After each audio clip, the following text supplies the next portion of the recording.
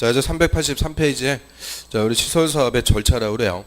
도시군계획 시설 사업을 자, 누가 이제 어떤 절차로 집행하는지 절차대로 쭉 써 있고요. 자, 일단 기반시설 설치하기로 도시군계획 시설 결정하게 되면 자, 2년 내 단계별 집행계획. 자, 요 계획부터 먼저 수립을 합니다. 그래서 단계별 집행계획을 수립한다 하는데 저희 단계별 집행계획 우리 이제 절차 보면은 이 절차에서 계획들이 많이 나옵니다. 이 계획들이 많이 나오는데 각각 뭐 하는 계획이다. 그 개념부터 잡아야 우리가 이해할 수가 있어요. 그래서 이 단계별 집행계획은 쉽게 얘기하면은 연도별 집행계획 이렇게 생각하시면 돼요. 자, 몇 년도에 사업할지 그건 이제 작성하는 계획인데 자, 우리 시설 사업 이거 뭐 도로 설치하고 이러려면은 제일 중요한 게 뭐겠어요? 사업하려면 돈이 써야죠. 돈. 그래서 예산, 그 지자체 예산을 확보해서 몇 년도에 걸쳐 가지고 사업을 집행하겠다. 요거 작성하는 계획을 단계별 집행계획이라고 그래요. 그래서 우리 올해 총각 서울에서 세종시까지 국가가 고속도로 설치한다. 이런 고속도로 설치 계획을 발표하면서요. 올해 2016년에 착공해서 2020년까지 사업 끝내겠다. 이런 몇 년부터 몇 년까지 하겠다. 이런 연도를 얘기해 주는 계획이 한마디로 무슨 계획이냐? 단계별 집행계획이다. 이렇게 생각하시면 돼요. 그래서 예를 들어서요. 아까 서울특별시 도시군관리계획으로 저 은평에서 서초까지 도로 설치하려고 결정했어요. 그럼 20km면은 상당히 긴 거죠. 맨 위에서 맨 밑에까지 이거 한 방에 공사하기 어려우니까 효율적으로 공사하기 위해서 공사관을 나눠서 분할 시행할 수 있다고 그래요. 그래서 109 자, 주변에 09 이렇게 써 있는 거 혹시 보셨을까요? 09는 공사 구간 그걸 줄여가지고 공구라고 그래요. 그래서 109, 209, 309, 409 만 5km씩 끊어가지고 자, 이렇게 이제 분할해서 공사할 수가 있고요. 자, 109는 올해 합니다. 2016년도에 공사하자. 자, 209는 17년, 309는 18년. 아, 얘는 어감이 별로 안 좋아요. 하여튼 그 다음에 409는 19년. 그래서 2016년부터 2019년까지 총 4년에 걸쳐 갖고 사업하자. 이런 연도별 집행계획을 수립하는 것을 우리가 단계별 집행계획이라고 하고요. 그럼 연도별 집행계획 이렇게 써줬으면은 우리 알아먹기 좋은 거죠. 그런데 단계별 이렇게 써요. 이유는 1단계, 2단계 구분해서 수립합니다. 즉 단계별로 수립한다고 그래요. 그럼 1단계, 2단계 나눠지는 기준은 3년입니다. 3년. 그래서 올해 2016년 올해 기준으로 1, 2, 309까지는 3년 내 사업을 할 구간이죠. 이는 3년 내 구간은 우선순위가 높기 때문에 1단계에 포함한다고 그래요. 1단계. 근데 409는 3년 후에 할 구간이죠. 이런 3년 후에 할 구간은 2단계. 이 3년을 기준으로 1단계, 2단계 단계별로 수립하는 계획이다. 그래서 이름을 단계별 집행계획 이렇게 표현하죠. 그러면 저희 정원연도에 맞춰 갖고 이제 사업해요. 공사합니다. 자, 109는 올해 이제 공사하는 거죠. 공사해가지고 올해 뭐 이제 뭐 한 달 좀 더 남았죠. 올해도 뭐 다 갔는데 하여튼 올해가 다 끝났어요. 그러면 109는 공사가 다 끝났을 거고 자, 내년이 됐습니다. 내년이 되면은 409까지도 다 몇 년 내 구간이 돼요. 3년 내 구간이니까 내년이 되면 409를 몇 단계에 포함시키는 거예요. 1단계에 포함시켜갖고 3년 전부터 미리미리 예산 확보해서 준비해라. 이런 사업을 하기 위한 준비를 하는 계획을 단계별 집행계획이다. 이렇게 생각하시면 되고요. 그러면 자, 이런 단계별 집행계획 요거 수립하는데요. 누가 수립할 거냐? 한마디로 기반시설을 설치하기 위해서 도시군관리계획을 입안한 자가 그대로 단계별 집행계획을 수립합니다. 그러면 원칙적인 입안권자 누구였어요? 입안권자 특, 광, 시장, 군수. 특광시장, 군수가 단계별 집행계획 수립하는 게 원칙이에요. 그런데 누구도 입안할 수 있어요? 국토부 장관, 도지사. 이자들이 입안했으면 국토부 장관, 도지사가 직접 수립할 수가 있습니다. 그래서 결론적으로 입안한 자가 수립권자가 된다라고 하는데요. 자, 우리 한번 따져봐요. 그럼 서울특별시에서 도로 설치하는 시설사업이다. 자, 서울특별시의 시설사업은 누구 돈 갖고 하는 거예요? 서울시 예산 갖고 해죠. 그럼 서울시 예산 확보해서 몇 년도에 사업할지 당연히 누가 수립해요? 서울시장이. 그러면 광역시에서 시설사업한다. 누구 돈 가지고 해야 돼요? 광역시 예산 갖고 해죠. 광역시 예산 갖고 몇 년도에 할지 광역시장이. 시라면은 시 예산 갖고 몇 년도에 할지 시장이. 이런 식으로 특광시장 군수가 원칙적으로 수립을 해요. 그런데 자, 국토부 장관이 입안했다. 국토부 장관이 전 국토를 놓고 입안했다. 이거 한마디로 뭘까요? 고속도로 같은 거 생각하시면 되죠. 전 국토에 걸쳐 갖고 국가 가는 사업. 그런 사업을 우리가 국책사업이라고 그래요. 국가 정책사업. 자, 국책사업 관련해서는 국가 예산 갖고 몇 년도에 사업할지 누가 수립해요? 국토부 장관. 그리고 도 관할 구역에서 도지사가 입안할 수도 있어요. 도지사가 입안하는 것은 도지사가 하는 사업이요. 우리 예를 들어서 경기도의 저 일산에서 동탄까지 고속철도를 지금 도지사가 놓고 있어요. 자, 국가에 설치한 고속철도는 뭐라고 불러요? KTX라고 그러죠. 그런데 경기도가 설치하는 고속철도는 GTX라고 그래요. GTX. 그래서 저는 도지사가 하는 사업일 때는 저 무슨 예산으로? 도 예산 갖고 몇 년도에 할지 누가 수립? 도지사가. 그래서 이런 원칙적으로 한마디로 누가 수립하는 거냐? 입안한 자. 입안한 자가 단계별 집행계획을 수립한다. 이렇게 생각하시면 돼요. 그래서 교재 한번 보겠습니다. 자, 1절에 단계별 집행계획이 써 있는데, 자, 단계별 집행계획은 다른 말로 무슨 계획이라고요? 연도별 집행계획. 연도별. 그걸 딱 써두시고요. 그래서 항상 이 계획들 쭉 나올 건데 무슨 계획이다. 그 개념부터 딱 잡고 있어야 돼요. 연도별 집행계획. 그래서 수립. 동그라미 1번. 특별시장, 광역시장, 특별자치시장하고 특별자치도지사는 가로 묶어갖고 생략하고요. 시장 또는 군수. 자, 애들 줄여가지고 어떻게 읽어요? 특광, 시장, 군수. 특광, 시장, 군수. 자, 는 도시군계획시설 결정고시일부터 2년 내 재원조달 보상계획 등 밑줄. 그럼 재원조달해서 보상하는 거를 다 돈이라고 그래요. 그래서 두 글자로 예산입니다. 예산 등을 포함하는 단계별 집행계획을 수립해야 된다. 원칙입니다. 근데 동그라미 2번. 자, 국토부 장관이나 도지사가 직접 입안한 도시군관리계획인 경우 국토부 장관 또는 도지사 밑줄. 국토부 장관이나 도지사는 단계별 집행계획 수립에서 특광시장 운수에게 송부할 수 있다. 그럼 국토부 장관이 입안한 것을 무슨 사업? 국책사업. 도지사가 입안한 것은 광역사업. 관련해서는 국토부 장관, 도지사가 직접 단계별 집행계획을 수립할 수가 있고요. 그래서 원칙 특광시장 군수, 예외 국토부 장관, 도지사. 자, 이 자들 묶어가지고 한마디로 누구라고요? 입안한 자. 입안한 자가 그대로 단계별 집행계획을 수립을 해요. 입안자. 써두시면 되고요. 그럼 맨 밑에 와보세요. 자, 구분 수립. 단계별 집행계획은 1단계, 2단계 집행계획으로 구분해서 수립하는데 3년 동그라미. 3년 내 시행하는 사업은 1단계, 3년 후에 시행하는 사업은 2단계 집행계획에 포함되도록 한다. 그래서 1단계, 2단계 단계별로 수립하죠.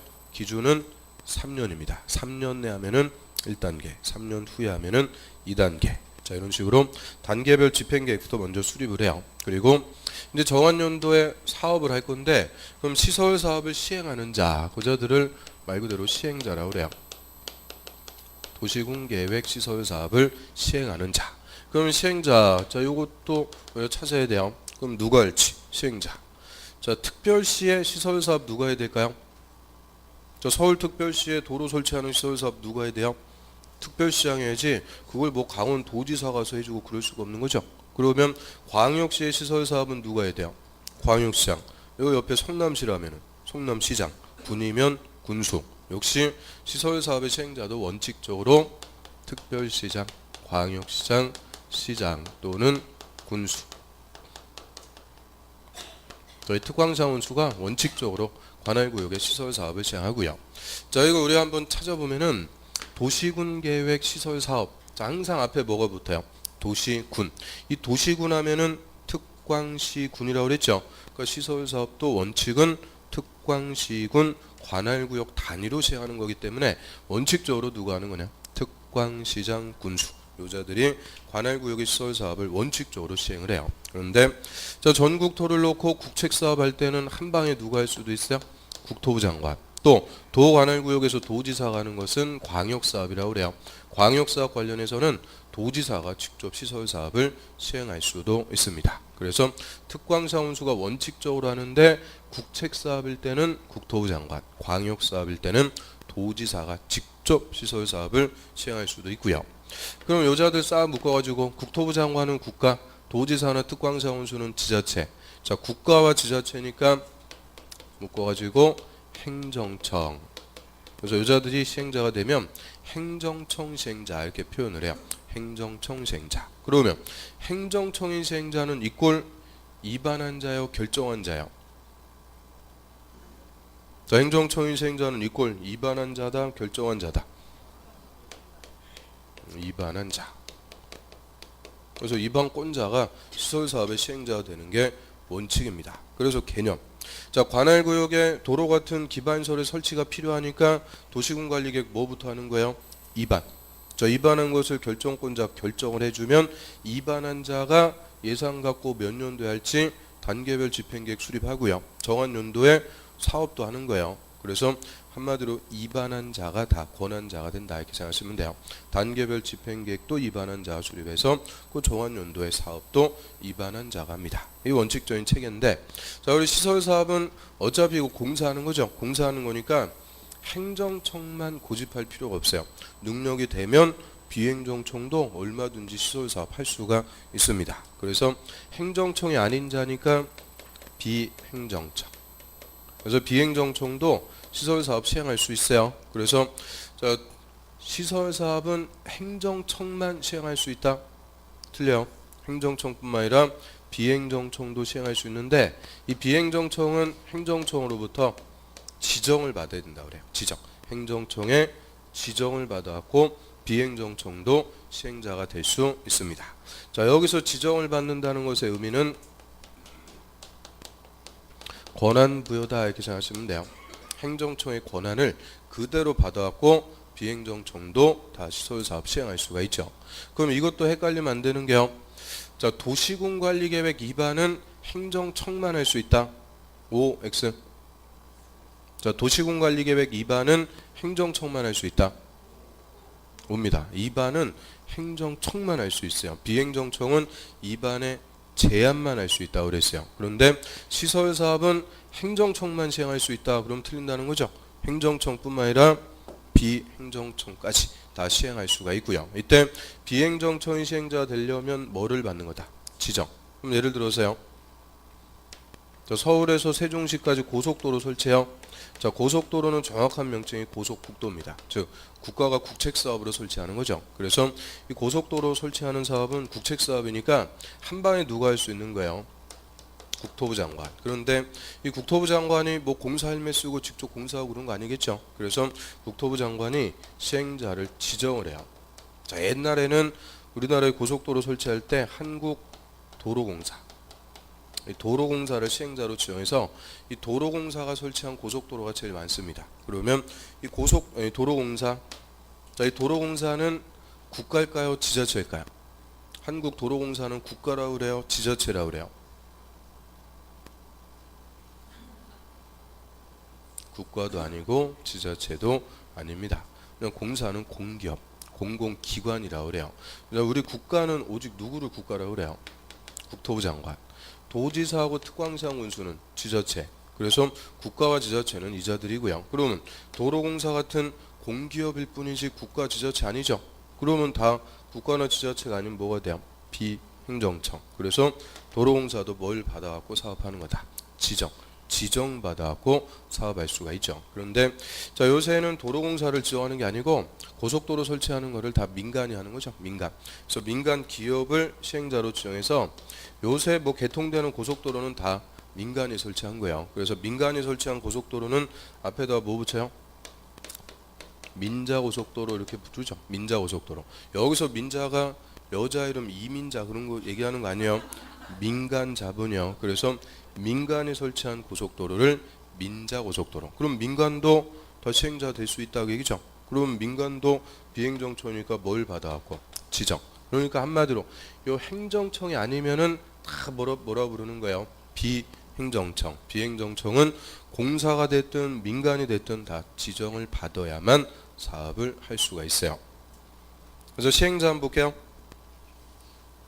행정청인 시행자. 그 행정청인 시행자 옆에 이꼴 누구라고 쓰면 돼요?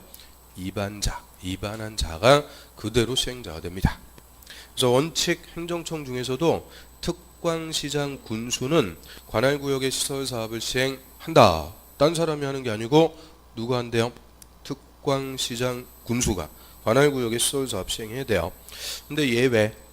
자, 국가계획과 관련되는 등 일정한 경우에는 국토부 장관 밑줄. 국토부 장관. 그럼 국가계획과 관련해서 국토부 장관이 시행하는 사업을 국책사업이라고 그래요. 국가정책사업, 국책사업. 그리고 광역도시계획과 관련되는 등 일정한 경우에는 도지사 밑줄. 도지사가 직접 시행할 수도 있는데 광역도시계획과 관련해서 도지사가 하는 사업은 광역사업 이렇게 부르면 돼요. 광역사업. 그래서 국책사업 관련해서는 국토부 장관, 광역사업 관련해서는 도지사가 직접 시행할 수도 있고요. 자, 여자들이 시행자 되면은 행정청 시행자라고 합니다. 그리고 밑에 비행정청인 시행자. 자, 행정청인 시행자 이외의 자는 국토부 장관, 시도지사, 시장군수로부터 지정의 동그란 지정받아갖고 사업을 시행할 수 있습니다. 자, 허가받아갖고 사업할 수 있다. 인가받아갖고 사업할 수 있다. 다 틀려요. 뭘 받아야 된다고요? 지정. 이 지정이라는 용어의 의미는 권한 부여. 행정청의 권한을 그대로 부여받아갖고 비행정청도 행정청하고 똑같이 사업할 수가 있고요. 그럼 이제 시행자를 지정을 했어요. 시행자가 딱 정해졌다. 그러면 시행자가 사업을 하기 위해서 또 계획 하나를 더 작성해야 돼요. 실시계획. 자, 요거부터 작성해갖고 인가받습니다. 그럼 실시계획이 나오는데요. 자, 사업을 구체적으로 실시한다. 이 실시한다는 것의 의미는 한마디로 공사한다 이렇게 생각하시면 돼요. 그래서 실시계획은 공사계획입니다. 공사. 시행자가 공사를 하게 한 계획. 그럼 우리 뭐 도로를 설치하든 건물을 짓든 맨 땅에다 그냥 막 하는 거 아니죠. 뭐를 보고 해야 돼요? 설계도를 보고 해야 돼요. 그래서 공사계획하면은 항상 주된 내용은 뭐냐? 설계도, 공사기간, 공사자금 이런 공사에 관해서 시행자가 작성하는 계획을 실시계획이라고 하고요. 그럼 당연히 실시계획은 시행자가 작성합니다. 시행자가 작성. 그리고 시행자는 이 실시계획 지 맘대로 작성하는 거 아니에요. 기준이 딱 있어요. 그래서 이 기준에 맞게 실시계획을 작성했는지 행정청의 확인 감독을 받는 것을 인가라고 표현해요. 그래서 인가는 확인 감독, 행정청의 인가를 받아야 된다라고 하는데요. 시행자는 작성한 실시계획에 관해서 원칙은 시도지사 또는 대도시의 시장, 시도지사, 대도시장한테 와서 인가받습니다. 원칙. 그런데 예외적으로 국토부 장관이 지정한 시행자. 자, 국토부 장관이 지정했다는 것은 무슨 사업이에요? 국책사업이니까 이때는 그대로 국토부 장관에게 실시계획에 인가받습니다. 그래서 원칙 시도지사, 대도시장, 예외 국토부 장관. 여자들에게 인가받고요. 자, 인가권자가 잘 작성했다, 인가했어요. 그 인가한 내용을 고시에서 알려줍니다. 그러면 우리한테 효과가 있는 걸 알려줄 때는 뭐 한다 그래요? 고시, 인가 고시. 그래서 이 고시가 나면은 이제 시행자는 비로소 공사에 착수해가지고 사업을 할 수가 있게 돼요. 사업하는데 그 공사와 관련해서 뭐 수용이라든지 직접 우리한테 이제 효과가 발생을 합니다. 그래서 실시계획의 인가 고시한다라고 하고요. 고시가 나면 이제 착수해서 공사하죠. 그러면 실시계획의 인가권자, 시도지사, 대도시장의 원칙, 예외, 국토부 장관. 요 인가권자는 이꼴 누굴까요? 입안한 자요, 결정한 자요. 자, 인가권자는 입안한 자다, 결정한 자다. 여기 다 써있죠. 안 지우고 다 있으니까 이것만 흙이 봐도 찾아낼 수 있잖아요. 그럼 도시군관리계 결정 원칙 누가요? 시도지사, 대도시장, 예외, 국토부 장관. 따라서 저 시도지사, 대도시장이 원칙, 예외, 국토부 장관. 인가권자는 이꼴 누가 되는 거다? 결정권자가 됩니다. 그래서 자, 우리 도시군관리계획 입안에서 고시한다 이런 말 안 쓰죠. 뭐에서 고시요? 결정에서 고시. 그 여기서도 실시계획 인가 고시한다 그랬죠. 그럼 인가 고시는 이꼴 뭐하고 똑같은 거냐? 결정 고시하고 똑같다 이렇게 생각하시면 돼요. 그래서 실시계획 인가부터는 결정권자한테 가서 받습니다. 이유는 자, 우리 시설사업의 절차 이렇게 구분하는데요. 요 두 개. 이 단계별 집행계획 수립해갖고 시행자를 정해요. 자, 요 두 개는 구체적으로 사업이 들어간 거예요, 안 들어간 거예요? 안 들어갔죠? 몇 년도에 누가 할지 이거 사업 준비하는 단계밖에 안 되니까 저 단계별 집행계획 수립해서 시행자 지정하는 것은 도시군관리계획의 2반 단계다 이렇게 생각하시면 돼요. 2반. 그래서 2반자가 수립하고 2반원자가 시행하는 게 원칙이다. 다 권한자 2반자였죠. 그런데 실시계획의 인가가 떨어지면은 그때부터는 공사를 하면서 직접 우리한테 효과가 미친단 말이에요. 그래서 인가고시는 이꼴 뭐와 같은 거냐? 결정고시. 도시군관리계획도 2반했을 때 효과 발생하는 거 아니죠? 뭐 해야 돼요? 결정고시. 그래서 인가부터는 이제 권한자가 누구로 바뀐다고요? 결정권자로 딱 바뀐다. 그 개념만 이해를 해두시면 돼요. 그래서 교재 한번 보겠습니다. 자, 실시계획의 작성 나오는데요. 실시계획 일단 뭐 하려고 작성하는 계획이라고요? 공사를 하기 위해서 시행자가 작성하는 거죠. 그럼 시행자 작성해서 밑에 인가 받습니다. 인가. 자, 시행자는 실시계획을 작성한 때는 국토부 장관 밑줄, 국토부 장관 예외 딱 씁니다. 예외. 그래서 아래에 보시면은 국토부 장관이 지정한 시행자인 경우에 하나, 즉 국토부 장관이 지정한 시행자만 누구한테 가서 인가받으라. 국토부 장관. 나머지는 시도지사 또는 대도시장. 밑줄. 시도지사, 대도시장 원칙 쓰세요. 의 인가를 받아야 된다. 그럼 실시계획 인가권자 원칙 시도지사, 대도시장 예외 국토부 장관. 자, 이 사람들이 이꼴 누구라고요? 결정권자 이렇게 써두시면 돼요. 그럼 우리 시설사업도 다 무슨 계획의 내용이에요? 도시군관리계획을 시행하는 내용이죠. 그러면 도시군관리계획에서는 항상 권한자, 이방권자 아니면 결정권자 딱 둘 중에 하나죠. 그래서 이방권자가 되는 게 있고 결정권자가 되는 게 있고, 그래서 이 도시군관리계획 체계에서는 그래서 이방권자, 결정권자 이거를 확실하게 잡아야 된다는 거예요. 요것만 딱 잡아두면 뭐 요거는 이반 단계다, 요거는 결정 단계다 구분만 하면 권한자들 어렵지 않게 우리가 찾아낼 수가 있어요. 그런데 지금은 저 이방권자, 결정권자 저것도 잘 안 들어오니까 이게 계속 어려워진다 그 얘기죠. 그래서 한 번 하고 끝나는 거 아니니까 일단 도시군관리계획 체계에서는 그래서 누가 핵심이라고요? 이방권자하고 결정권자 이 두 명부터 일단은 딱 잡는 거예요. 그리고 대입만 시키면 간단해요. 자, 그다음에 이제 옆 페이지로 와보세요. 그럼 실시계획의 인가 고시 떨어지면은 시행자는 공사에 착수해갖고 이제 구체적으로 공사하는 거예요. 설치하는 공사입니다. 이 공사하는 것을 사업 시행한다라고 하고요. 구체적으로 사업 시행하는데, 자, 우리 시설 사업이라는 거, 저 도로 설치하고 공원 조성하고 이런 시설 사업은 개인의 이익을 위해서 하는 거 아니죠? 뭐 최순실 씨 위해서 하는 거 아니죠? 저 두루두루 여러 사람의 이익을 목적으로 하니까 이 공익 사업이라고 그래요. 그래서 시설 사업은 대표적인 공익 사업이다라고 하고요. 이 공익 사업인 시설 사업을 효율적으로 시행하기 위해서 국토법에서 시설 사업 시행자에게 각종의 특권을 인정을 해줍니다.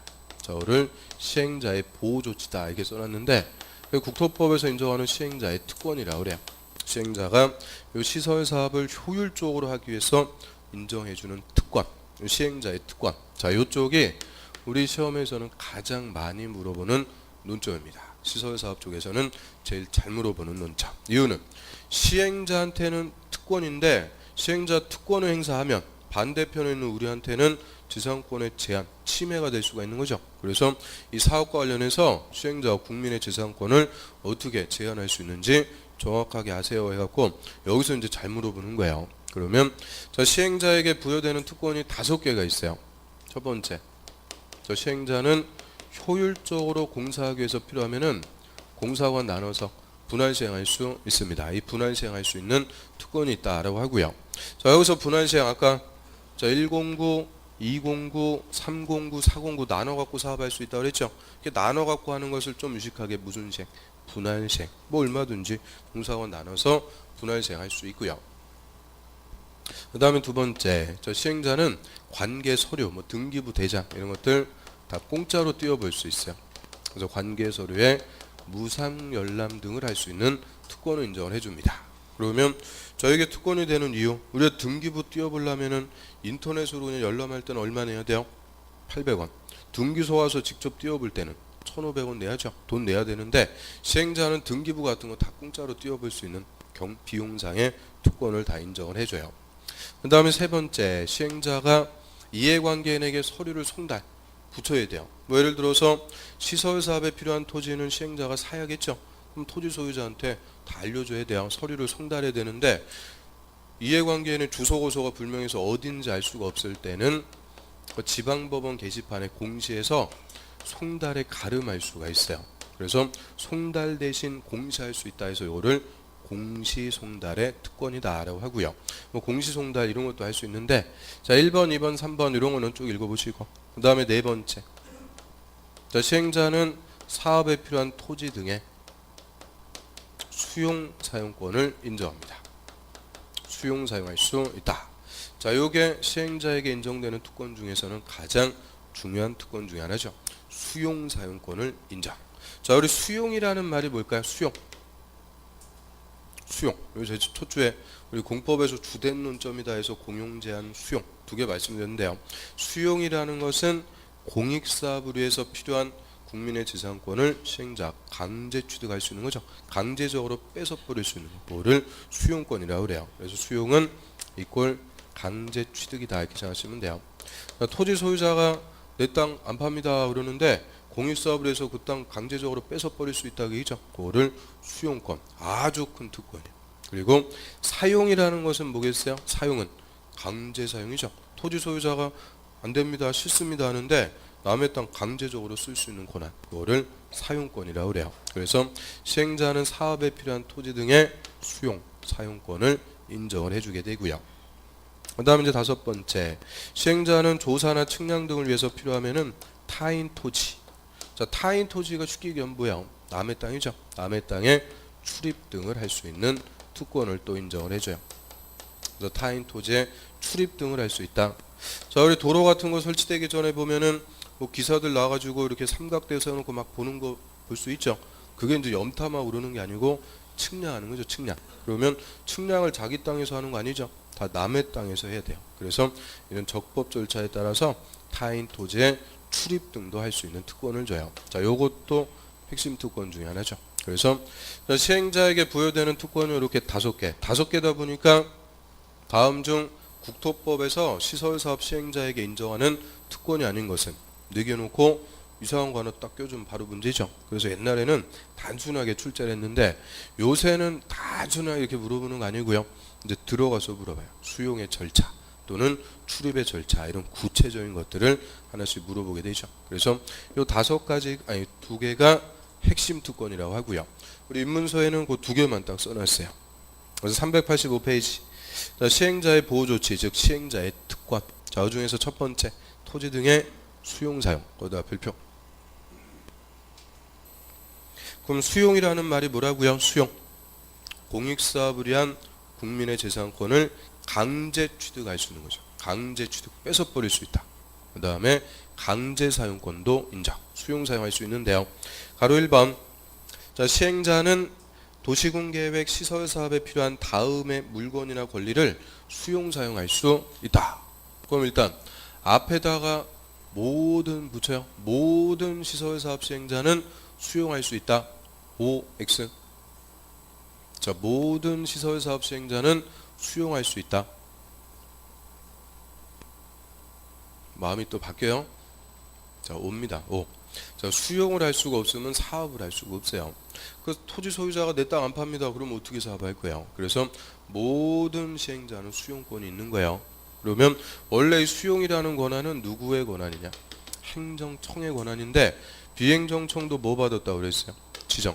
권한 다 받았다고 그랬죠? 그래서 행정청의 권한을 그대로 받아갖고 비행정청도 다 수용할 수가 있습니다. 그래서 모든 시설사업 시행자에게는 수용권 인정을 하는 거예요. 그런데 다만 이제 수용할 수 있는 대상이 나눠져요. 먼저 자, 예를 들어서 저희다 공원을 설치합시다. 기반시설 설치하기로 결정하게 되면 그때부터는 무슨 시설? 도시군계획시설. 자, 이런 도시군계획시설이 설치되기로 결정된 땅, 자, 요를 도시군계획시설 부지. 자, 줄여가지고 우리가 시설 부지라고 읽어요. 시설 부지. 그러면 이 시설 부지에 A가 토지를 소유하고 있습니다. 자, A가 소유하고 있는 토지는 시설 사업에 직접 필요한 토지죠. 당연히 시행자가 사야 돼요. A하고 협의해서 이 토지를 매수하는 게 원칙이에요. 그런데 A가 제가 조상 대대로 물려받은 땅이라서 제 눈에 흙이 들어가기 전까지는 못 팝니다.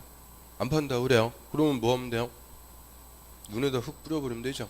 그래서 자, 이렇게 협의해서 매수가 안 될 때, 자, 이때는 이런 공익사업을 위해서 이 토지를 뭐 할 수 있다? 수용, 강제적으로 취득할 수 있는 특권을 인정을 해요. 그래서 시설 부지 안에 사업에 필요한 토지, 자, 이거는 협의해서 매수가 안 되면 수용할 수 있어요. 그런데 토지만 수용할 수 있는 게 아니고요. 이미 A가 건물 져갖고 이용하고 있습니다. 자, 건물 있는 상태에서 공사 안 되겠죠. 그러니까 건물도 다 보상하고 수용하는 대상이 돼요. 그리고 자, A가 이 토지 뒤에다가 나무 또 비싼 거 심어놨어요. 나무. 비싼 나무 뭐 있어요? 소나무 빼고. 소나무요? 자, 아무튼 전국의 학원에서 물어보면 소나무만 말씀하셔갖고, 아무튼 소나무도 비싸요. 몇 천만 원 되니까. 그러면 비싼 나무 이렇게 심어놨는데 이거 그냥 나무 잘라버리면은 소유권 침해죠. 재산권 다 침해니까 이런 나무 같은 물건도 다 보상하고 수용하는 대상이 돼요. 그리고 하나만 더 보면, 자, A가 이 주택에 자기가 사는 게 아니고 B한테 임대차 설정해서, 자, B가 임차권자로 살고 있어요. 임차인인데 임대차 기간 1년 넘게 남았으니까 안 나갑니다. 그럼 공사 안 되겠죠. 그러니까 임차권 같은 권리, 이런 권리도 다 보상하고 수용하는 대상이 돼요. 그래서 자, 시설 부지 안에 사업에 필요한 토지, 건물, 물건, 권리, 이 네 개를 싹 묶어가지고 토지 등 이렇게 씁니다. 시설 부지 안에 토지 등은 다 수용도 할 수 있고 사용도 할 수 있어요. 그래서 여기서 자, 제가 토지 등 이렇게 썼죠. 자, 토지만 수용할 수 있다는 게 아니에요. 토지, 건물, 물건, 권리 다 수용할 수 있습니다. 그런데 하나만 더 비교해서 보면요. 자, C가 소유하는 토지는 시설 부지 밖의 토지입니다.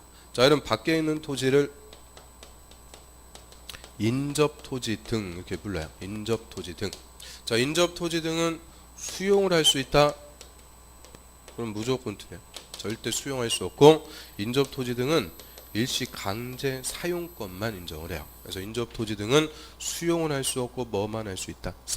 사용만 인정을 해요. 이유는 자, 수용이라는 것은 소유권을 뺏어버리는 거예요. 재산권 침해가 제일 센 거예요. 그런데 인접 토지는 사업에 직접 필요한 게 아니죠. 자, 인접 토지까지 수용권 주는 것은 너무 과도한 특권이라고 그래요. 그래서 인접 토지는 절대 수용할 수는 없고 뭐만 할 수 있다? 사용. 그러면 시설 부지에 사업에 필요한 토지 등은 수용도 할 수 있고 사용도 다 할 수 있는데 인접 토지 등은 사용만 인정을 해요. 자, 이것도 몇 번 반복해서 말씀드릴 건데 또 시험에서 막상 물어보면 또 틀려요. 그럼 시험에서 어떻게 줄까요? 시설사업 시행자는 사업 시행을 위해서 특히 필요하다고 인정하면 인접 토지 등을 수용할 수 있다. 지금이야 하고 여쭤보니까 뭐 X 그러는데요. 나중에 가면은 특히 필요하다고 인정하면 거기서 또 필이 빡 꽂혀갖고, 야, 특히 필요하면은 수용할 수 있나 보다. 절대 없어요. 특히 필요하든 그냥 필요하든 절대 인접 토지 등은 수용할 수 없고 뭐만 할 수 있다고요? 사용만 가능합니다. 자, 교재 한번 보죠. 그럼 시행자는 자, 시설 사업에 필요한 다음의 물건이나 권리를 수용 동그라미, 사용 동그라미, 수용 사용할 수 있다. 그래서 밑에 동그라미 1번 토지, 건물, 끝에 보면은 물건. 그 물건은 이제 나무 같은 거 생각하면 되죠. 또 밑에 동그라미 2번에 토지, 건물, 끝에 보면은 물건에 관한 소유권 이외의 권리. 그 권리 임차권 같은 거 생각하시면 되죠. 그래서 토지, 건물, 물건, 권리. 자, 이 네 개를 묶어가지고 뭐라고 써요?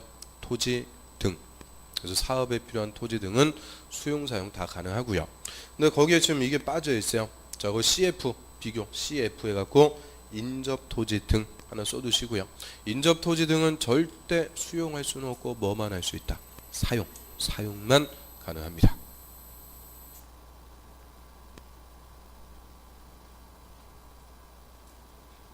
그 다음에 가로 2번 보겠습니다. 수용 사용의 절차. 동그라미 1번 수용사용에 관해서는 이 법에 특별한 규정이 있는 경우를 제외하고는 공익사업을 위한 토지 등의 취득 및 보상에 관한 법률을 준용한다. 준용한다는 것의 의미는 준해서 적용, 똑같이 적용한다 그 얘기예요. 똑같이 적용하는데 그럼 수용사용에 관해서는 이 법에 특별한 규정이 없으면 자, 이 법이 무슨 법이요? 지금 우리가 3주 동안 배우고 있는 법률 이름이 뭐예요?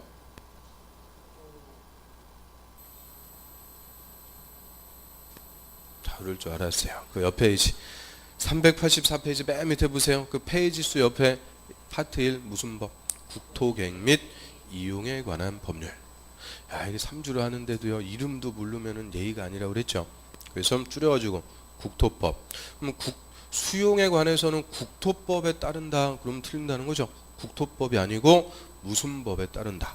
공익사업을 위한 토지 등의 취득 및 보상에 관한 법률을 준용해서 수용하니까 그 법률에 따라서 수용한다는 거예요. 그래서 자, 얘도 올해 기출지문이요.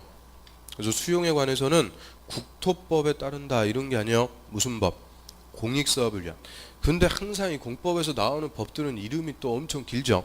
그래서 그 법률 공익사업을 위한, 공익사업 할 때 공자의 동그라미, 공익사업에 의해서 토지 등을 뭐예요? 취득하는 법이니까 취자에다 동그라미. 자, 법률 할 때 법자의 동그라미. 자, 그러면은 줄여갖고 이제 뭐라고 읽으면 돼요? 공치법. 그래서 공치법에 따라서 수용합니다. 그래서 뭐 시설 사업이 됐든 개발 사업이 됐든 정비 사업이 됐든 하여튼 수용할 때는 무조건 무슨 법에 따른다고요? 공치법. 공치법에 따라서 수용합니다. 그 다음에 그 밑으로 갑니다. 자, 두 번째 타인 토지의 출입 등. 자, 얘도 별표. 좀 남의 땅에 이제 들어갈 수 있다, 출입할 수 있다 그 얘긴데요. 출입 목적 가로 1번 보죠. 자, 국토부 장관, 시도지사, 시장, 군수나 시설 사업의 시행자는 다음 행위를 하기 위해서 필요하면 타인 토지의 출입. 자, 타인 토지의 출입 동그라미 1. 저 위에다 이제 조그맣게 동그라미 1 딱 번호 매겨놓고요. 출입하거나 타인의 토지를 재료적 지장, 임시 통로로 일시사용 동그라미 2 할 수도 있고, 특히 필요하면은 나무, 흙돌 그 밖에 장애물을 변경 제거할 수 있다. 장애물을 변경 제거 동그라미 3 할 수 있다. 그래서 밑에 이제 동그라미 1, 2, 3, 4 나오는데요. 그 동그라미 4번 봐요. 자, 도시군 계획 시설 사업에 관한 조사, 측량, 시행을 위해서 필요할 때. 그러면 시설 사업의 조사나 측량 등을 위해서 필요하면 시행자는 지금 무슨 행위를 할 수 있대요? 세 가지. 타인 토지에 출입할 수도 있고, 타인 토지를 일시 사용할 수도 있고, 특히 필요하면 장애물을 변경 제거도 할 수 있다. 법에서 이런 특권을 인정한다. 그죠? 출입 등을 할 수 있는 특권을 주는데요. 자, 이 출입할 수 있다고 무조건 또 남의 땅에 들어가면은 주거 침입, 범죄입니다. 범죄가 되니까 반드시 적법 절차에 따라서 타인 토지에 출입 등을 해야 돼요. 그래서 절차 여기서 먼저 한번 간단하게 봐요. 먼저 출입만 합니다. 조사나 측량을 위해서 남의 땅에 들어가만 가요. 이 출입만 할 때 이때 행정청인 시행자는 출입하려는 날에 7일 전까지 그 소유자 등에게 일시하고 장소를 알려주면 돼요. 알려주는 것을 통지한다 그래요. 몇 월 며칠 몇 시에 갈 거니까 준비하고 계세요. 며칠 전까지만 알려주면 된다. 7일 전까지만 통지하면 행정청은 그냥 적법하게 출입할 수 있는데, 자, 비행정청인 시행자 출입하려고 그래요. 비행정청인 시행자는 7일 전 통지는 기본이고 여기에 대해서 허가까지 받아야 됩니다. 출입 허가를 받아야만 출입할 수 있어요. 그래서 일단 논점. 자, 허가를 받아야 출입할 수 있는 것은 오직 누구예요? 비행정청. 행정청은 허가 필요 없는 거예요. 그리고 행정청이든 비행정청이든 공통 며칠 전까지 통지한다. 7일 전까지 통지합니다. 근데 이제 하나 더 들어가서요. 자, 타인 토지를 재료적 지장 등으로 일시사용. 일시사용한다는 것은 일시 강제 사용을 얘기합니다. 강제적으로 사용하거나 또는 장애물을 변경 제거하고자 할 때. 장애물 변경 제거. 자, 이거는 출입보다는 훨씬 더 큰 겁니다. 직접 타인의 소유권을 침해하는 행위예요. 예를 들어서요. 여기까지가 시설 부지. 자, 여기 이제 인접토지라 그래요. 인접토지 경계에다가 소유자가 또 나무 높은 거 심어놔갖고 이 나무가 막 크레인 같은 거 걸리고 그러죠. 장애물이 돼요. 그러면 공사하기 위해서 장애물 이거 잘라버릴 수 있다. 즉 나무 제거해버릴 수 있는데 남의 나무 함부로 자르고 그러면 되겠어요? 안 되겠어요? 안 되죠. 직접 소유권 침해니까 이런 일시사용이나 장애물 변경 제거는 행정청, 비행정청 구분 없습니다. 소유자 동의를 받아야만 할 수 있어요. 동의. 그러면 이 나무 이거 잘라내려면은 나무 소유자 동의 받아야 된다 그죠? 만약에 나무 소유자가 동의 안 해주면 어떻게 돼요? 못하는 거예요. 간단하게. 그래서 일시사용 변경 제거는 뭐부터 받아야 되고? 동의. 소유자의 동의를 받아야만 할 수 있고요. 자, 이 동의 받았으니까 일시사용 변경 제거할 때는 3일 전까지 소유자 등에게 통지를 해주면 돼요. 3일 전까지 통지 알려주면 됩니다. 그러면 저희 통지하는 기간이 또 달라요. 출입할 때는 며칠? 7일. 근데 일시사용 변경 제거는 3일. 그러면 똑같이 좀 정해놨으면 우리가 공부하는데 수월할 건데 꼭 달라요. 이 몇 년 전에 개정돼갖고 출입만 며칠 전으로 바꿔놨냐? 7일. 출입할 때만 7일 전까지 통지합니다. 그래서 저 이걸 또 확실하게 구분하셔야 돼요. 그럼 어떻게 구분해요? 출입할 때 치읓, 7일 할 때 치읓. 치읓이 같아요. 자, 이렇게 치읓 맞히는 법칙. 무슨 법칙? 자음 법칙. 좀 위대한 자음 법칙에 따라서 자, 출입할 때만 며칠 전까지 통지한다. 7일.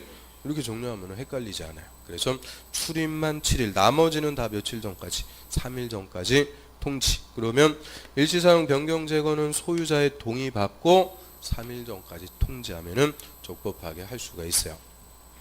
그래서 386페이지로 합니다. 맨 위에 보세요. 가로 2번. 자, 출입입니다. 그럼 타인 토지에 출입하려는 자는 특광시장군수의 허가, 점 특광시장군수 허가 받아야 되고, 그 출입하려는 날에 7일 동그라미 별표 7일 전까지 소유자, 점유자, 관리인에게 일시장소를 통지해야 된다, 알려줘야 된다, 딱 끊습니다. 근데 다만 행정청인 시행자는 허가를 받지 않고 출입할 수 있다. 그럼 행정청인 시행자는 허가 필요 없다 그 얘기죠. 그런데 뭐는 해줘야 돼요? 7일 전까지 통지만 하면 돼요. 행정청은 7일 전까지 통지.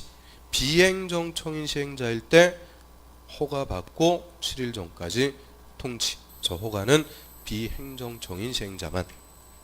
그 다음에 가로 3번. 타인 토지를 재료적 지자, 임시 통로로 일시 사용하거나 나무나 흙, 돌, 그 밖의 장애물을 변경, 제거하려는 자는 토지 소유자 등의 동의에 동그란 동의 받아야 되고, 그럼 행정청, 비행정청 구분이 없습니다. 동의 받아야 돼요.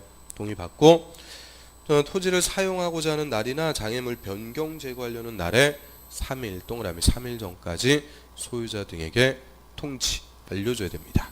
그래서 이런 이제 절차에 따라서 출입 등도 할 수 있고요.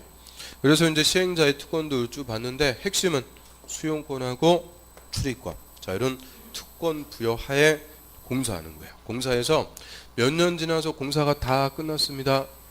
그럼 시행자는 공사 지 맘대로 공사하는 거 아니죠?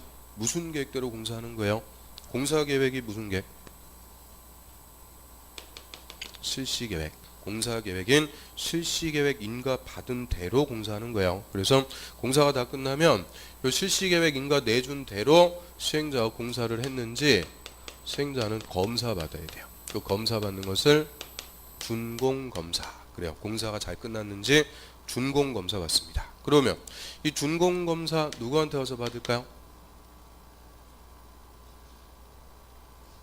결정권자인데요. 정확하게 이제 논리를 보면, 자, 우리 이제 의미가 실시 계획 인가 내준 대로 시행자가 공사를 했는지 시행자가 검사 받는 거예요. 그러면 누구한테 와서 검사 받을까요? 인가권자한테. 우리 쉽게 얘기하면 숙제 검사 누구한테 와서 검사 받아요? 숙제 내준 선생님한테 와서 검사 받는 거죠. 똑같은 논리. 실시 계획 인가 내준 대로 공사를 했는지 검사 받는 거니까 누구한테 와서 검사 받는 거냐? 인가권자. 실시 계획에 인가 내준 사람한테 와서 검사 받습니다. 그럼 원칙적인 실시 계획 인가권자가 누구였어요? 시도지사, 대도시사. 그래서 시행자는 공사가 다 끝나면 시도지사, 대도시사한테 와서 검사 받아요. 준공검사 받고 시도지사나 대도시장이 제대로 공사가 잘 끝났습니다 하면은 이제 준공검사 해주고 공사 끝, 공사 완료 공고합니다. 그러면 여기서 이제 시설 사업이 다 끝난다 그래요. 시설 사업이 끝. 그러면 준공검사 공사 완료 공고 떨어지면은 사업이 다 끝났다. 사업이 끝났다는 것의 의미가 뭐예요? 시설 사업이 다 끝났다 의미는. 저 시설 사업은 뭐 하려고 했어요? 또 항상 이게 문제라고 그랬죠. 뭐 하려고 하는지도 모르고 또 절차만 열심히 그냥 디립다 외워요. 저 도시군 계획 시설을 설치하기 위해서 무슨 사업을 한 거예요? 시설 사업. 그러면 시설 사업이 끝났다는 것은 이제 도시군 계획 시설이 설치가 됐다 그죠? 설치가 다 돼갖고 우리 도로 같은 거 설치하는 시설 사업이 끝나면 도로가 설치가 되었고 개통이 되는 거죠. 다 이용을 할 수가 있게 됩니다. 그래서 시설 사업이 다 끝났다. 의미는 도시군 계획설이 설치가 됐다. 그죠? 설치. 자, 그래서 맨 밑에 준공검사 보세요. 자, 시행자는 시설 사업의 공사를 완료한 때는 공사 완료 보고서를 작성해서 시도지사 또는 대도시장의 준공검사. 그렇죠? 시도지사, 대도시장에게 준공검사를 받아야 된다. 자, 여기서 시도지사, 대도시장이 누구라고요? 인가권자, 실시계획 인가 내준 사람한테 와서 검사 받고 얘들이 시도지사, 대도시장이 공사 완료 공고하면은 사업이 끝입니다. 그럼 시설 사업이 다 끝났어요. 그러면 여기까지 우리가 도시군계획 시설을 설치하는 절차 쭉 배웠고요. 시설 사업. 그럼 설치가 된 도시군계획설 관리를 해줘야 된다고 그랬죠. 근데 관리 누가 한다고 그랬어요? 국가 관리할 때는 장관, 지자체 관리할 때는 조례로 정해서 이제 관리를 해나가게 됩니다. 그래서 여기까지가 도시군계획설의 설치 관리 원칙적인 체계를 우리가 배웠어요. 싹 보니까 다시 이제 개념 잡을 수 있겠죠? 안 잡혀요. 예. 당연히 안 잡히는데 다시 한번 봐요. 그럼 자, 도로나 철도나 상하수도, 공원 이런 것들 다 기반설이라고 그러죠. 그러면 기반설을 설치하고 싶어요. 도로 같은 거 설치하려면 뭐 해야 돼요? 행정처원 도시군관리계획 입안해갖고 뭐 해야 된다? 결정을 하면은 그때부터는 도시군계획 시설. 이 결정한 도시군계획서를 설치하는 사업을 도시군계획 시설 사업. 즉 시설 사업에서 설치한다고 얘기죠. 그럼 시설 사업 하려면 결정고시가 있은 날부터 2년 내 일단 뭐부터 수립하고요. 단계별 집행계획부터 수립해서 예산 확보해서 몇 년도에 할지 정하는 거죠. 그리고 그 정한 연도에 사업 누가 할지 시행자도 다 지정해요. 그럼 시행자가 사업학에서 즉 공사학에서 일단 뭐부터 작성해서 실시계획부터 작성해갖고 인가 떨어지면은 착수해서 공사하죠. 공사를 효율적으로 하기 위해서 이런 수용권 같은 특권을 인정하고요. 특권하에 공사해서 다 끝났다. 몇 년 지나고 다 끝났으면은 실시계획대로 공사를 했는지 검사 결과 제대로 끝났으면은 공사 완료 공고. 그러면 사업이 다 끝. 사업이 끝나서 도시군계획설이 설치가 된 거죠. 이 설치가 된 도시군계획설을 장관이나 조례로 정해서 이제 관리를 해나가게 됩니다. 그래서 여기까지가 도시군계획설의 설치 관리 원칙적인 절차 우리가 쭉 배웠는데요. 자, 이런 시설 사업의 절차 이런 것들이 우리 공법에 한두 개가 나오는 거 아니죠. 시설 사업, 뭐 개발 사업, 정비 사업 계속 나요. 그래서 이게 한 번 할 때는 이거 하나만 딱 할 때는 그래도 조금 이해가 될 것 같은데 개발 사업 들어가 버리고 정비 사업 들어가 버리고 그러면 이제 온통 뒤죽박죽 되는 거죠. 뒤죽박죽 돼갖고 뭐가 뭔지도 어려워요. 그래서 공법이 그래서 어렵다 그래요. 그래서 이 한 번 하고 끝나는 거 아니에요? 한 번 하고 다 이해가 된다. 천재입니다. 천재. 그래서 우리는 천재를 대상으로 수업하는 거 아니죠. 누굴 대상으로 해요? 보통 사람 이하자 붙이고 싶은데 붙이면 안 되겠죠. 아무튼 보통 사람 대상으로 수업하니까 한 번 하고요. 1, 2월 달 가서 또 해요. 똑같이. 3, 4월 달 가서 또 해요. 5, 6월 달 가서 또 하고 특강도 하고 하여튼 시험 보기 전까지 시설 사업은 100번 합니다. 100번. 그럼 100번은 이거 똑같은 거 떠들 건데 그거 안 되겠어요? 다 됩니다. 누구면 다 돼요. 사람이면 다 되는 거니까 너무 한술밥에 배부른다 이런 거 없어요. 그래서 자 이런 것들이 있구나 이렇게 들어두시면 되고요. 그리고 지금은 공부하는데 책 혼자서 보기 상당히 어렵죠. 복습도 별로 안 하시지만요. 아무튼 혼자서 책 보기가 쉽지가 않아요. 그래서 지금은 수업을 자고 듣는 거예요. 동영상. 그래서 말귀가 트여야 돼요. 말귀가. 그러면 그때부터 자기가 혼자서 책 볼 수 있어요. 그래서 지금은 하여튼 동영상 계속 반복해갖고 보시는 게 제일 중요합니다. 그래서 아무튼 여기까지 이제 시설사업과 관련해서 절차 우리가 봤고요. 자, 오늘 하나만 더 합니다. 자, 앞으로 다시 가세요. 380페이지로 합니다. 380페이지.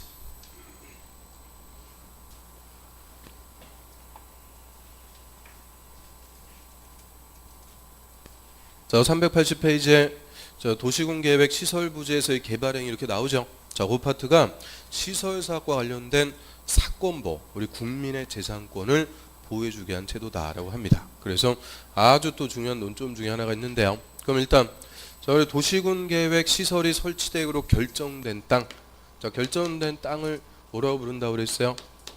도시군계획 시설부지, 줄여가지고 시설부지라고 그래요.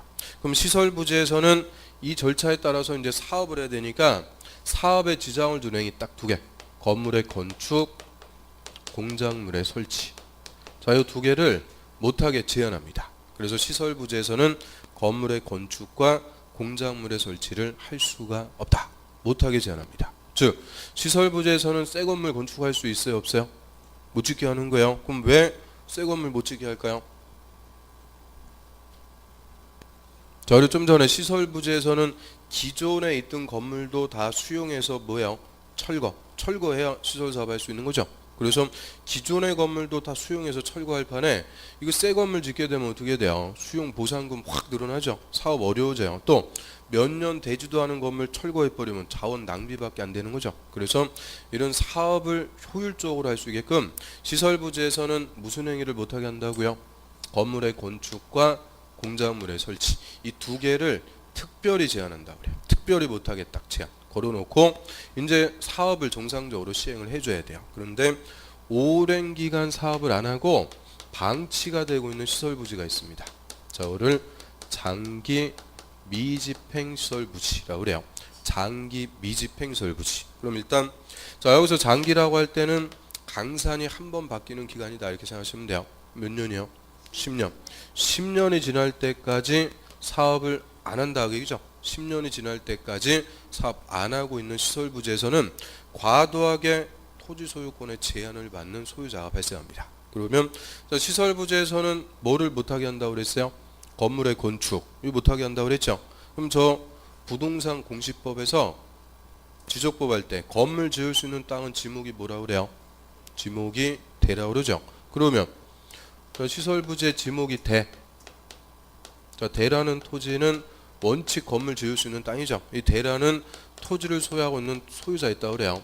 자, 대라는 토지의 소유권 행사는 크게 두 가지로 할 수 있습니다. 자, 우리 소유권이라는 것은 물건을 사용 수익할 수도 있고 뭐도 할 수 있어요? 처분도 할 수 있는 완전한 물건이다 이렇게 배우셨죠? 사용 수익, 처분할 수 있는 완전한 물건. 그러면 이 대라는 토지는 사용 수익을 어떻게 해요? 대라는 토지는 사용 수익, 즉 이용을 어떻게 하는 거예요?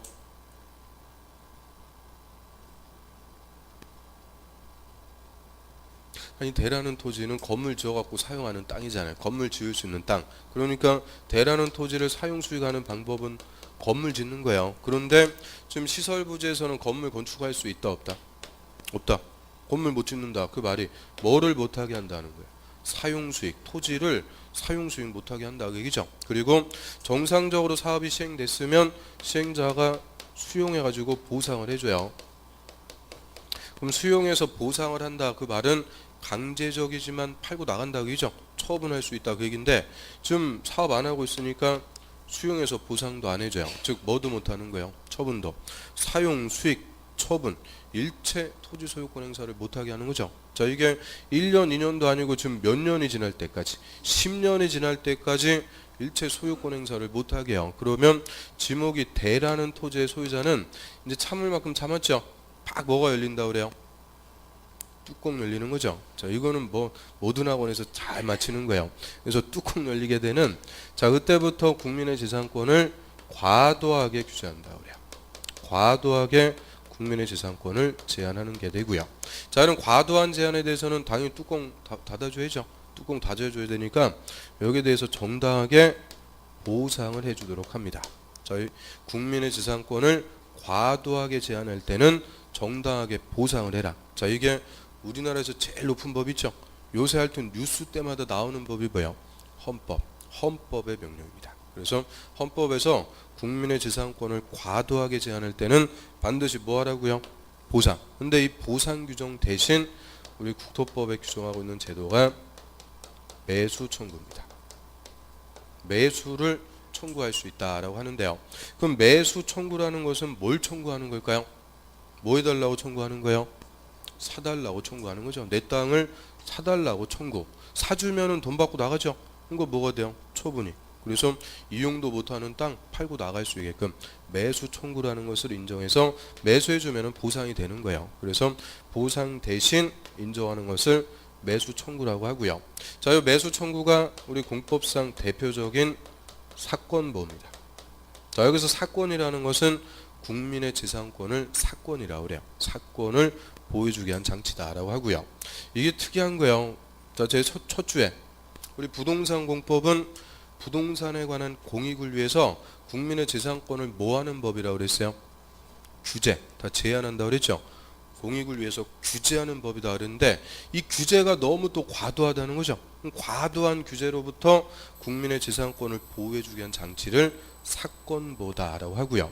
이 사건보호 규정이 몇 개가 있어요. 근데 그 대표가 되는 게 요겁니다. 매수 청구. 그래서 요 장기 미집행시설부재 매수 청구는 매년 출제합니다. 무조건 한 문제씩 출제합니다. 그래서 올해도 한 문제, 작년에도 한 문제, 재작년에도 한 문제, 하여튼 10년 동안 2번 빼고 매년 물어보는 아주 중요한 논점입니다. 그러면 자, 여기까지 지금 장기 미집행시설부재 매수 청구 논리적으로 제가 쫙 풀어왔죠.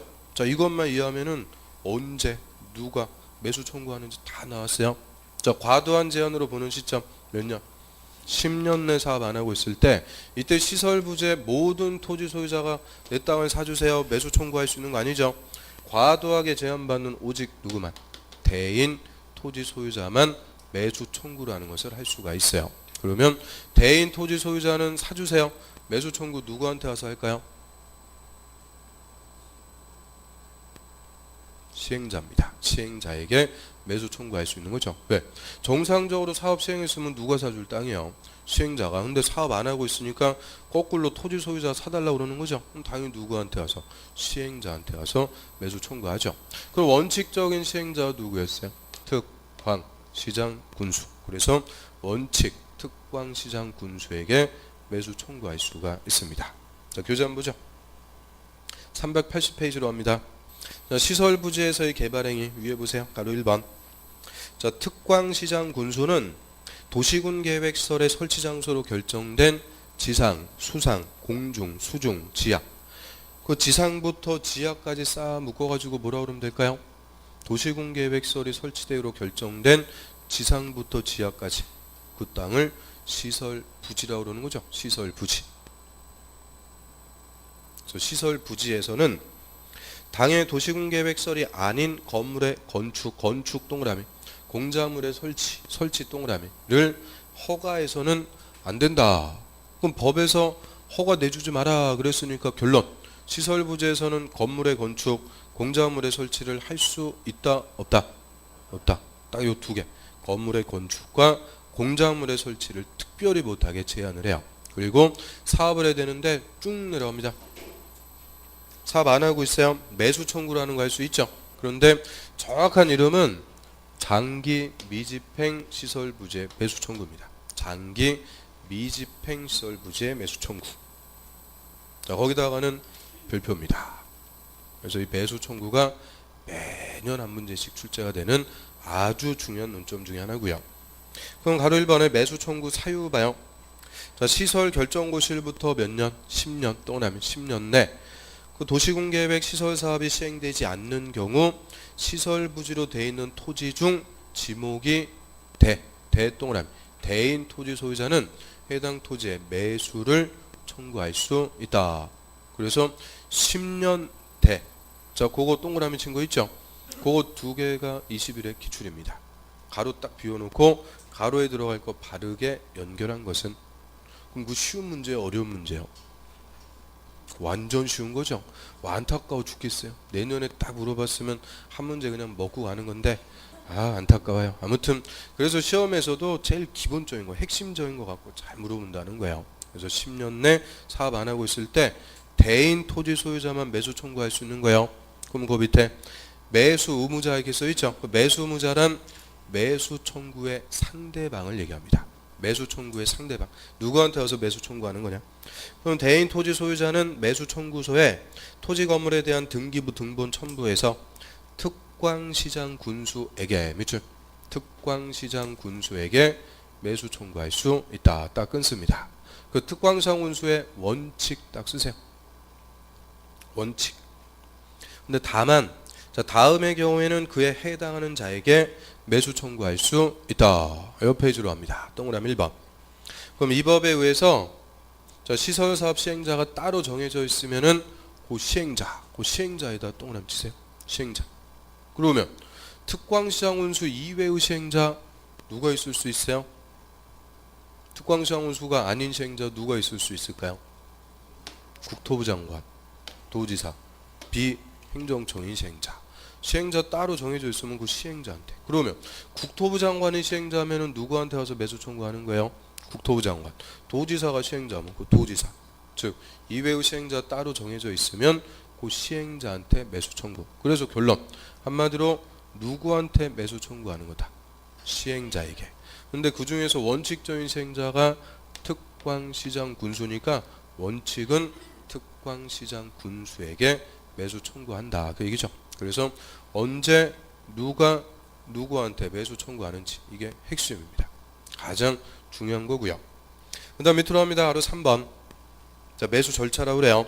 그럼 매수 의무자는 매수 청구가 있은 날부터 6개월 동안하면 6개월 내 매수 여부를 결정해서 토지 소유자에게 통지 알려줘야 하며 딱 끊고요.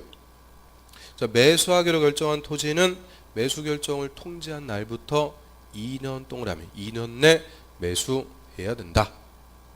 그러면 지금 10년을 묶어놔 가지고 매수 청구했죠. 매수해 주세요. 매수 청구했어요. 그럼 매수 의무자는 그 토지를 반드시 매수해야 돼요. 매수 청구하면은 매수 의무자는 반드시 매수해야 된다. OX. 매수 청구하면 매수 의무자는 반드시 매수해야 된다.